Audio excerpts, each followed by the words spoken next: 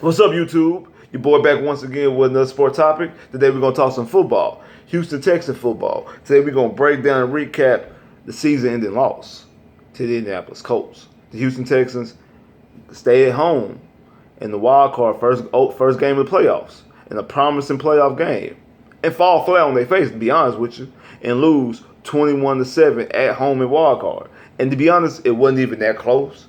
But we're gonna break down and recap. I know a lot of y'all probably like, damn, Spitz, I thought you were gonna be a little bit more upset than that. Cause I'm not mad. I'm upset because we lost. Don't get it wrong, don't get it twisted. See what I got on? I got on the hop jersey right now, Texan wristband. Of course, I want us to win the game, but like Shan say, I want you to keep that same energy because I've been talking for the past couple of weeks.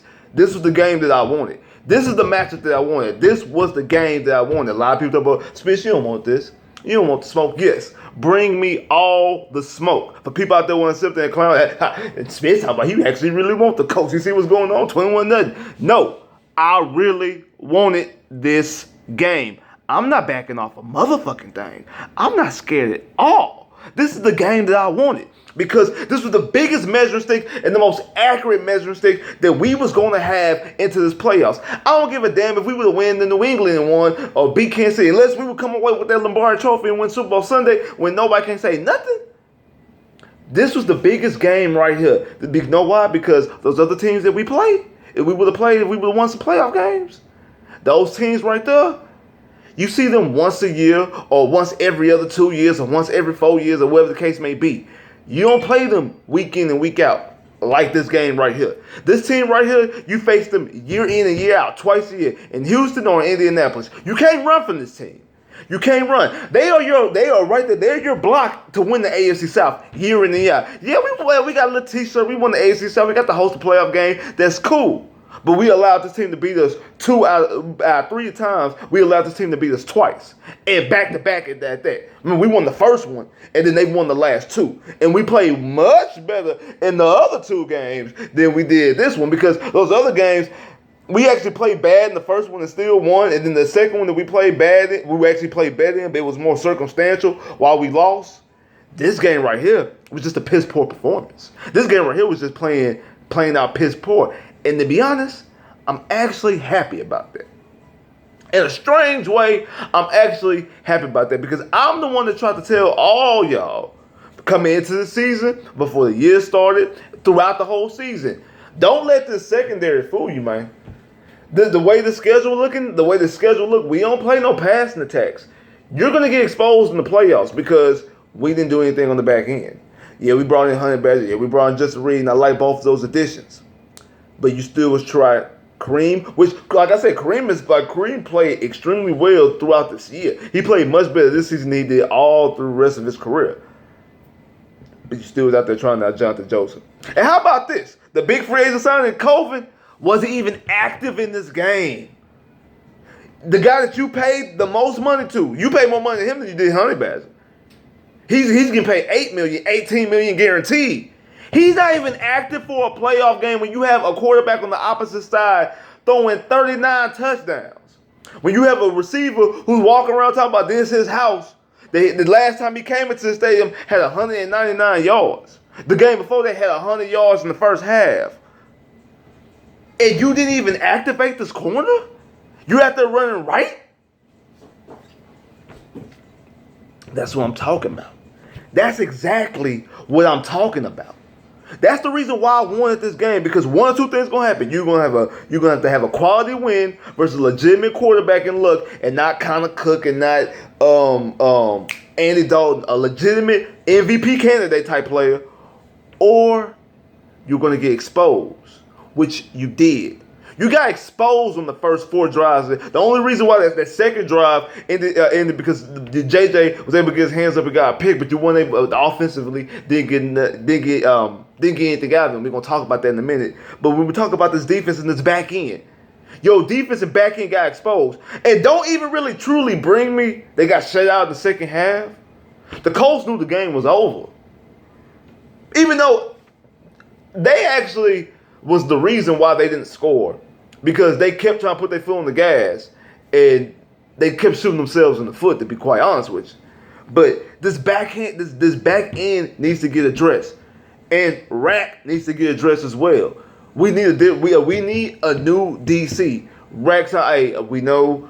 I was on Salt Sports last night. Shout out to my boys out there in Salt Sports, Honcho and everybody out there, the round table. Shout out to everybody out there in Salt Sports.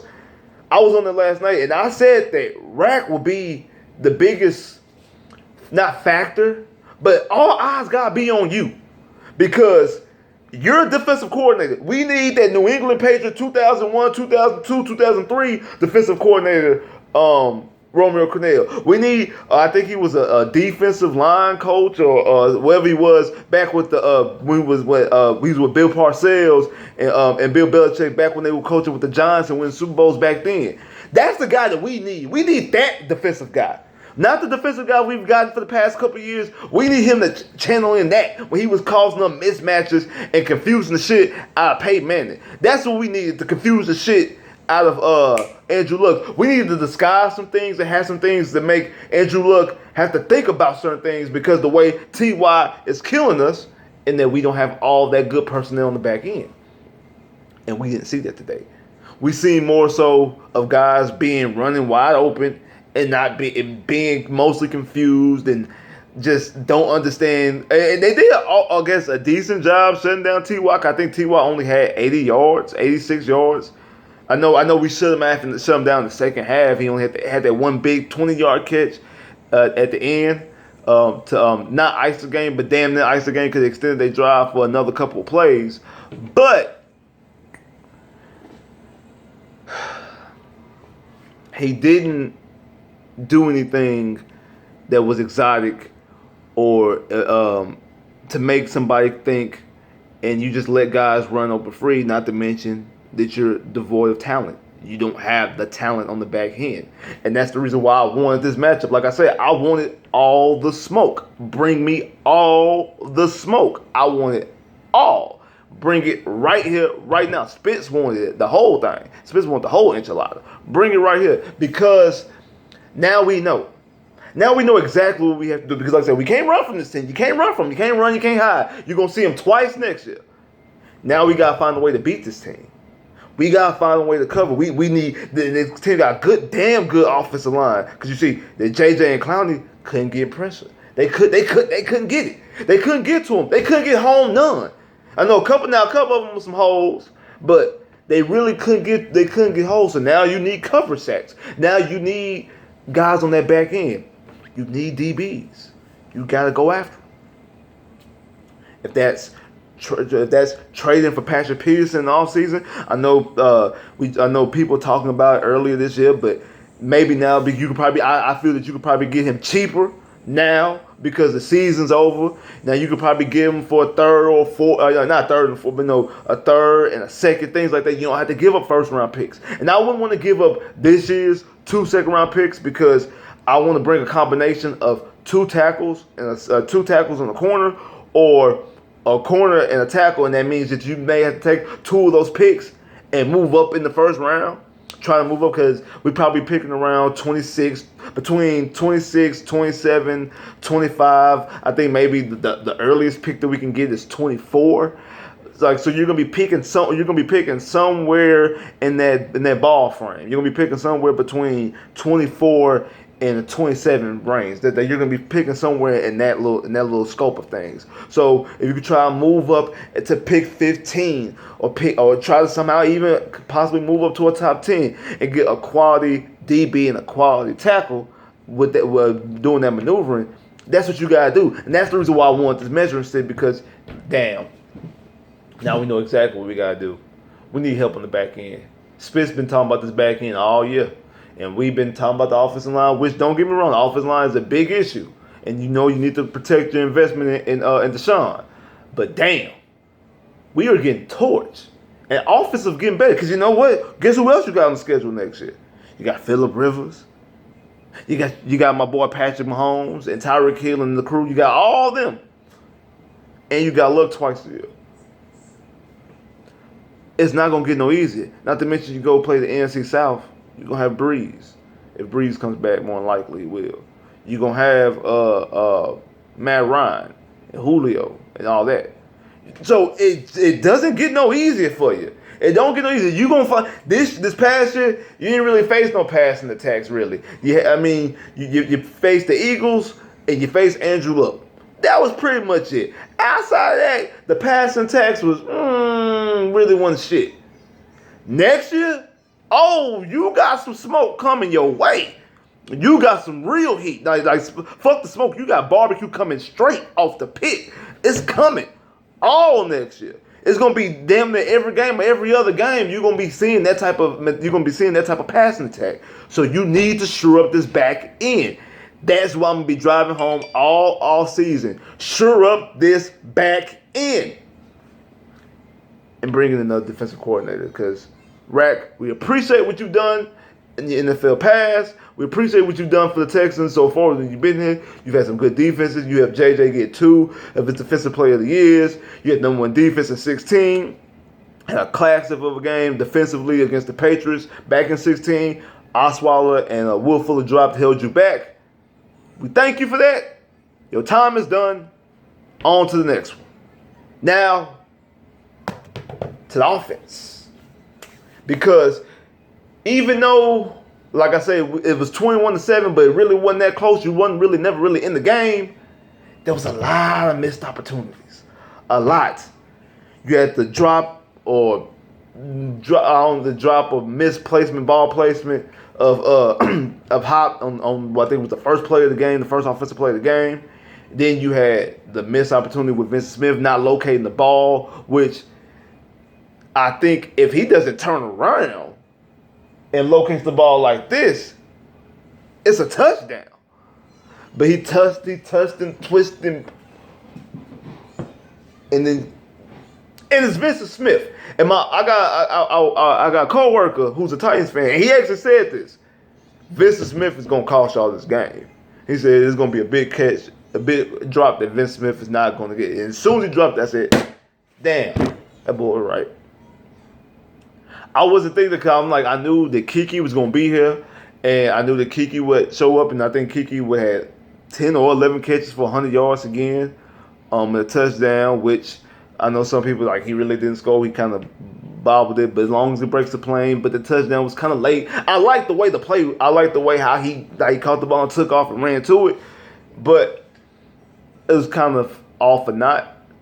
But and like my boy Ray said earlier, just because you show flashes don't really mean you win the game. We showed flashes in the second half, and just because you show flashes in the second half in the fourth quarter doesn't mean you were really in the game. It doesn't mean you were able to win the game. And that's mostly what happened.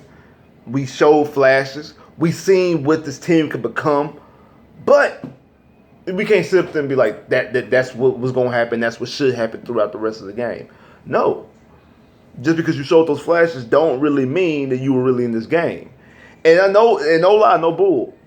When Deshaun broke that when it was fourth down, Deshaun broke that scramble, I really thought, I'm like, if either we're going to win this game or it's going to come down to the last play. I really thought the Texans were about to score a touchdown. It's going to come down to the end. Either the Colts, either the Texans going to come back and make a full-fledged comeback, or it's going to come back to a game missing field goals. It's going to come back to something crazy like that. I really thought we were going to be in for a treat.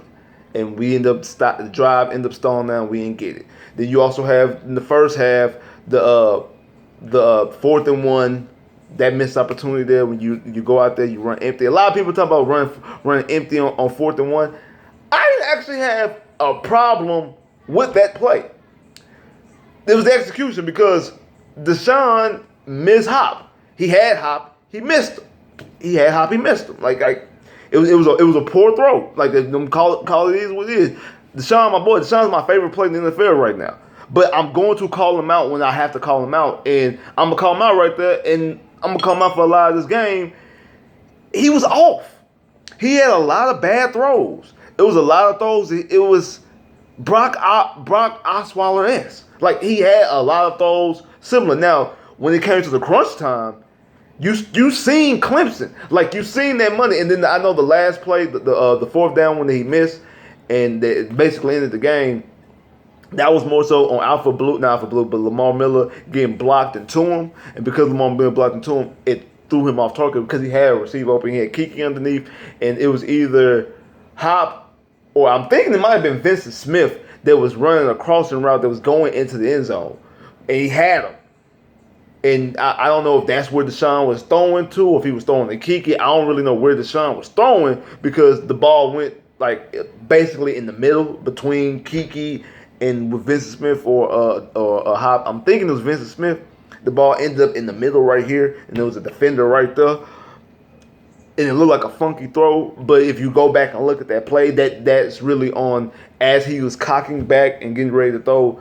Lamar Miller gets blocked and Lamar Miller's getting pushed into him, so the ball comes out. So he didn't either get the zip on it that he needed to. He didn't get to plant his foot the way he needed to. It was a lot of things that happened right there when he was throwing the ball. That's the reason why that incompletion happened. On that one specifically. On some other ones, and I'm pretty sure I'll have to go back and look at some more film to see if other throws that were similar to that were just him not being accurate, or was it him getting hit, his blockers getting pushed into him, the pressure and things like that. But on that 4th and 1 in the first half to Hop, that was just a poor throw. That was just a poor throw. I would have liked to see him scramble right there for that first down. Like, that's what I preferred. I prefer them to run like maybe a read option play in that situation. But the play, think about it, Hop was open. And if it's a better throw, it's a touchdown. And I know they didn't have to score a touchdown right there because but if Hop was open, it was just a poor throw. If the throw was better, which it falls back on the quarterback, if the throw is better, it's a touchdown. That's not arguable. If he threw the ball better, that's a touchdown. So that's on him. That play right there, you can't blame Bill O'Brien. You can't blame Hop. You can't blame the offensive line. Like I say, it wasn't like he got blocked into. That was a poor throw. The offensive line looked serviceable today. You could win with that. The way the offensive line played today, you could have won with that game. But it was bad throws, people not being on time, miscommunication. You see a lot of times Deshaun looking like the communication was messed up. He was looking at receivers like that. It was just a lot of missed opportunities, and the team just looked completely unprepared. They did not look ready. It looked like they played on Thursday and like, oh shit, we gotta play Saturday. They didn't know a playoff game was coming. Like, I don't know if they partied too much Sunday night when they won the AFC South, and they like, oh, we won the AFC South, bet. And they was chilling because they didn't look like a team ready to play a playoff game on both sides, defense or offense. They did not look like a team ready to play football. They did not. They looked unprepared. The only person I think who looked prepared was Kiki. And like I said, I thought Kiki was healthy this whole time, and they've been holding him for playoffs. And you see Kiki came in there, and you seen what you can see out of Kiki. Now you imagine you get Will Fuller back with that. I know Will Fuller's not going to be Will Fuller the first 4 or 5 weeks of the year. Like Deshaun, we see that Deshaun wasn't really Deshaun until the season led on. As the season got on, he started getting cooking. So you gotta expect that Will's not gonna come week 1, week 2, week 3. I'll say around week 4. Hopefully we need some preseason. Don't bottle everybody up and put everybody up in bubble tape and don't play. No, they need to build. They need to play in the preseason. They need to work these kinks out. Will Fuller comes back probably he should be ready week 1, but you'll see the Will Fuller that we've been seeing by week 4. You got Hop. And now you got a reliable slide in Kiki. I think that this offense will be better, and of course you have to protect them, and that's the goal of this offseason: the back end and protect them, because you cannot sit on your hands. You can't pull the Jacksonville Jaguars and be like, you can't pull the Jacksonville Jaguars and like, oh, we made it to the AFC South championship game, we're gonna stick with Blake Bortles. Oh, we won the AFC South and we're in the playoffs and we have the 4th best scoring defense, and we're like this, and we're gonna stick with the back end. We're gonna stick with the guys we got. We're gonna hold serve. No, fuck all that. It's not time for that. That's the reason why I wanted it, because I was very fearful if you get a team. If the Titans would have came in, the Titans would have beat the Colts. This is the reason why I didn't want the Titans. If the Titans would have beat the Colts and the Texans, the Titans can't exploit the Colts. The Titans can't exploit our back end the way the Colts can. So the back end will look nice, okay, even good, possibly dominant against the Tennessee Titans. Then you go on. The Patriots are not the Patriots. The Patriots are not. The Patriots are really not the Patriots. I think the Patriots are going to lose whoever they face out of the Chargers and the Ravens. They're going to lose. You win and beat the Patriots. Then if you went to Kansas City and you would lost to the Chiefs, and even though Patrick, you lost to the Chiefs and Patrick Mahomes threw all on you, or you lost to the Chargers and the Chargers would threw all on you, whatever the case may be, you made the AFC Championship game. We gonna hold serve. No, that's why I want this challenge early and either win or get embarrassed. Because if you do, now you got sifted with with this cap space that you got. Cause we hear all this talk about the Colts having all this cap space. The Texans got cap space too. I think the Texans are 5th or 6th in cap space. I think the Colts are 3rd, and the Texans are right behind them, either 5th or 6th. We're still in the. I know we're no less than 7. So I know we're at least 7 and up. But I'm thinking it's either 5th or 6th in cap space. We got money too. We got money too. We got draft equity. We got 2 second-round picks and the first-round pick. We can make moves. We have the ammunition to make these moves. Make them. Fix what you have in front of you. Bring in another DC. Like I said, relieve Rack of his duties. Bring in another defensive coordinator. Fix this, shore up this back end, and let's get going. This year to me was how we were playing with house money.